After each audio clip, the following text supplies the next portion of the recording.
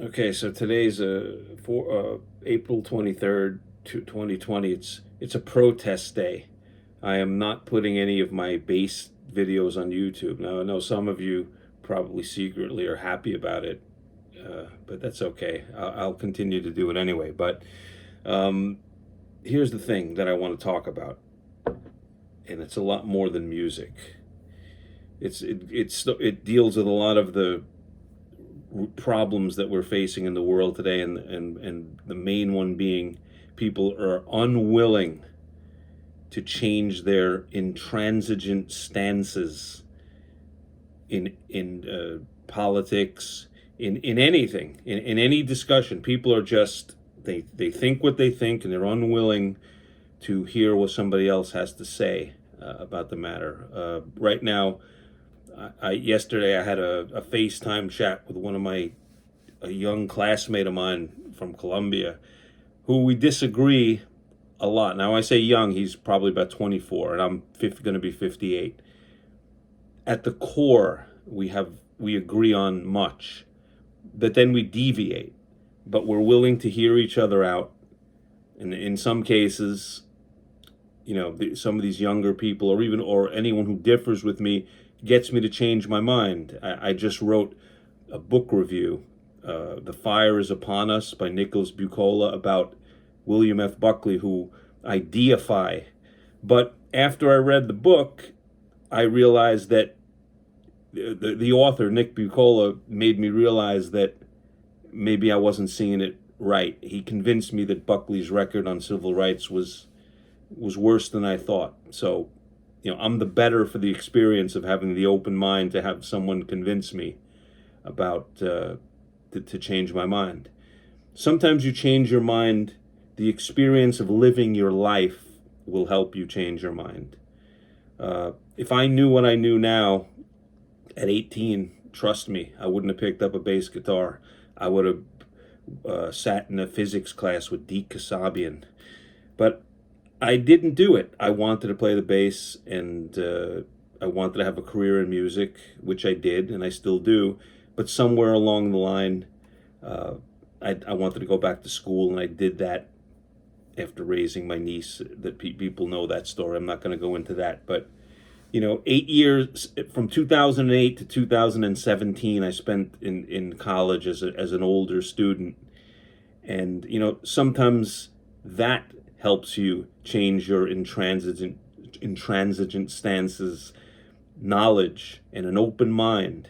Now you go to a college like Columbia University, and you're pretty bombarded with very progressive thought, and you have if you're 17 or 18 years old and you haven't really lived that much in the world, you're very malleable, I think. But I don't want to make a generalization that all 18-year-old old people are, waiting for speakers to play John Lennon's "Imagine" while the world joins hands. I'm not saying that at all. There are plenty of people that think otherwise. But all I'm saying is, all the time I spent at Columbia made me more of a conservative than a progressive, because all I heard were progressive arguments, and on my own, I did a lot of work to find out what the other side of the story was. Now, when I say the other side of the story, I don't mean like Alex Jones' InfoWars. I mean conservative writers like Thomas Sowell and Charles Murray and people like that.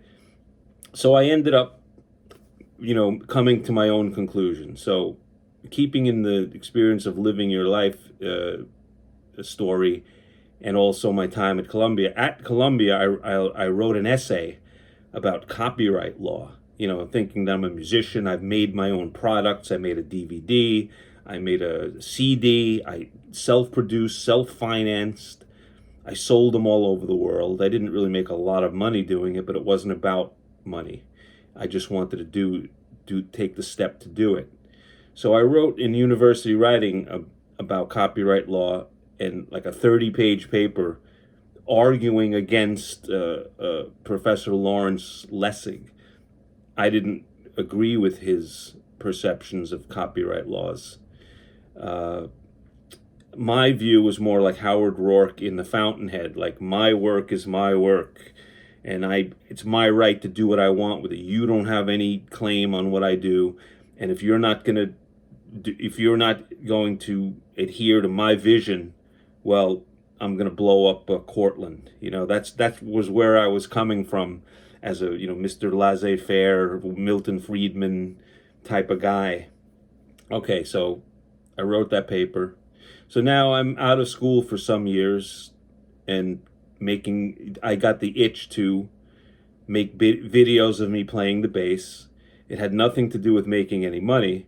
It was all about relearning why I became a musician. 8 years at Columbia also made me think to myself, music is really what I do best, and I don't want to go back to depending on it for a living entirely. But now I'm at a point where I'm financially secure enough to do only what I love to do, and I don't have to worry about making money at it. Okay, so I started making these videos. Now I have hundreds of videos on YouTube of me playing along with Yes and Genesis and all these different bands. And I'm only doing it because I want to share that enthusiasm for music with some of the people out there. I can't tell you how great it is to get messages from people all over the world saying, "Wow, I never knew that this guy was such a great bass player," or whatever. Anyway, more often than not, and very often lately, I'm making videos, and it takes a long time to record them and upload them, only to get messages back from YouTube saying the content was blocked. And I'm thinking to myself, I don't understand why why they're blocking it. I'm sitting here in this yellow room with a bottle of scotch behind me, and I'm just making videos. I'm not doing it. I'm not charging people to see it. It's sort of a labor of love and teaching. It's about individuals that are bass players. They can actually see how I'm doing it. Sometimes I talk before the videos about the artist. Sometimes I don't. But anyway, yesterday I did a song that was like an 8 or 9 minute long song, and it came back blocked, and I was very frustrated. And I received a message from a friend of mine, Andrea from Italy, and he told me he's going through the same problem, and it's very frustrating. And he said to me, what do you do? How do you approach this? What do you do about it? And I said, to tell you the truth, I just move on. If I record a song and it's blocked, I do the next song, and that's the way I roll. So then he got back to me, and he told me a work, or how you can work around it. And I'm going to read what it's about. It's like you have to furnish your contact information to the copyright holder, and then they're given 14 or 13 days to make a decision on if what you're doing is fair use. And it's like a dispute process. I'm going to have to do that. So you know what? Here's what I say.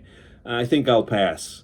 I'll continue to do my YouTube videos, and maybe 60 to 70% of the time they will go through unblocked. And I would never take the time, effort, and trouble to try to dispute something that, in my view, I'm giving it as much value as they are for me. I mean, one could argue that I could possibly in the future derive some sort of a financial reward for what I'm doing. Maybe a famous band, the lead singer of the musicians in Queen or Yes, or somebody's going to say, "Oh, look at this guy, Tony Senator. He plays so many different styles. Let's hire him for our tour or for our record." Well, first of all, I'm not interested in doing stuff like that anymore. In case you haven't noticed, I look like Junior Soprano now, and I'm not really stage worthy. But that's so that's what I'm saying. I'm saying that what I'm doing is I'm, in my own way, I'm giving attention to what these other artists are doing. Then people in turn could say, "Oh wow, I'm going to check out Electric Light Orchestra, or I'm going to check out Billy Joel, or I'm going to now go see them when they play because this guy in his living room made me understand that they're somebody I should be aware of. So people have to change their stances. Companies and individuals that are thinking that old way, like I was thinking, they're gonna suffer, man. They're gonna go the way of the Polaroid camera. You need to embrace some of this stuff that's going on and use it accordingly in your endeavors. In the old days, in the 80s, they used to give a famous guy, a famous musician, an instrument, and then put a ad in the back page of a hard copy magazine and say, Tom Semiola uses Fender basses. That's the way it was done a long time, but it's not really done like that anymore. There's no more print magazines, and now what forward-thinking companies do is they give like a regular proletariat type of guy like me a good price on gear. I actually pay for it, but it's less than the general public. And in turn, like I have a small army of Facebook friends and followers that I say, hey, you should check this out. So you understand what I'm saying? It's like from the bottom up. It's not like from the top down where things are different. People are adapting, and you have to adapt if you're going to survive. I saw this meme the other day about it was about Starbucks coffee, and it says people are willing to spend $5 on a cup of Starbucks coffee, but they won't spend $2 to download their friend's song on the internet. You know what I say? As a musician and the sociology major, so that's the way it is. Music doesn't have the same value as it does in the 50s, 60s, and 70s. With each day that passes, it's faltering. I'm not saying that it's dying. It's got to transition. Musical artists have to find a way to survive in this digital age with new people that are in charge of the way music is promoted and all of that. So that's all I'm trying to say here. I'm not going to make a video. I'll resume tomorrow. But I just want everybody to think about some of the things that I said here today. You have to have an open mind, and you have to be willing to say that you were wrong about a stance that you've defended for years. And I'm here to say that I've completely changed my mind about Lawrence Lessig and his ideas on copyright based on my experiences the last 3 or 4 years trying to put stuff on YouTube and getting struck down every time for no really good reason other than like a blanket, you can't use our stuff.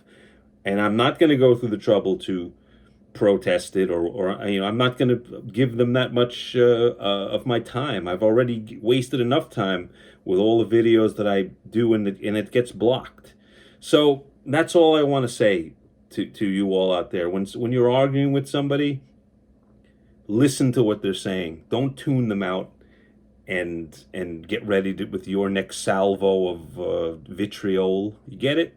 So don't worry, no videos from me today. Have a good day.